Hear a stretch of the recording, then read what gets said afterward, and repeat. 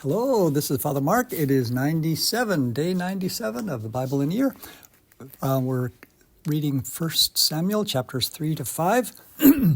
And here we have this beautiful story of the call of Samuel, and it's a nice story about how 3 times during the night God calls out, and finally Eli, this old, overweight, sort of bad high priest, finally realizes that it's the Lord, and he says, "Go, and if God calls you again, you can say, 'Speak, Lord, your servant is listening,' or your servant hears."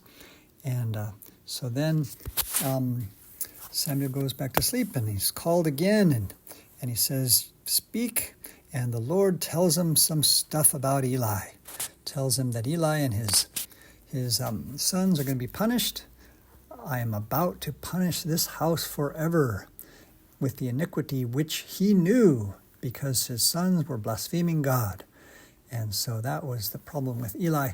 He didn't do anything. He warned his sons, but he didn't do anything. He didn't discipline them, and he knew. And so therefore, as it says, verse 14, "I swear, therefore I swear." So God swore that the house of Eli would fall. And that was God making an oath, a covenant, and that no expiation was going to be possible. So kind of a prophecy of the fall of that house of Eli because of those terrible sins of those priests who were so terrible, doing lustful things right in the sanctuary, and also eating all the fatty portions that were supposed to be for the Lord, burned up for the Lord. The tastiest parts of every sacrifice were supposed to be offered to the Lord, and they were taking those things. In any case, they were getting, fat off the people. They were, so then it says Samuel at first didn't want to say anything to Eli for obvious reasons, but then Eli insists, and he tells him, and Eli now knows the truth of what's going to happen. And then it says that Samuel became a great prophet, and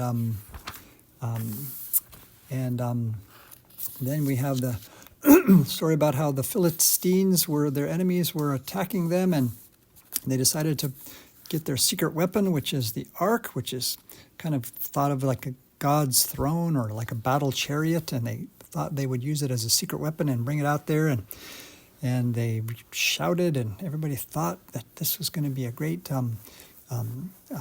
help, but it didn't really help them. And the Philistines nevertheless defeated Israel and captured the ark. And then we're going to have the fulfillment, therefore, of these things. The downfall of because of the sins. Eli then, very elderly, 98 years old, he's told that they were defeated and that his 2 sons were killed in the battle.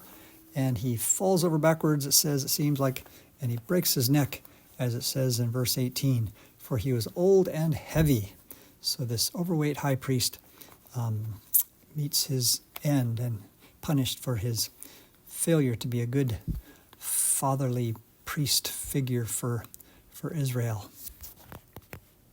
The Philistines steal that ark and they bring it to their own cities, and it seems that they are proving that their gods are more powerful, but then it's shown otherwise because their idol falls face down in front of the ark, like it's worshiping the ark, and is broken up, falling. This idol, this god Dagon, is kind of defeated by and then there's these plagues, like the plagues of Egypt, a plague of tumors among the people, and a plague of mice, and the people of the Philistines realize that we've got to return this ark to its rightful owner. So that's what we're going to hear about next in the next section of the first book of Samuel.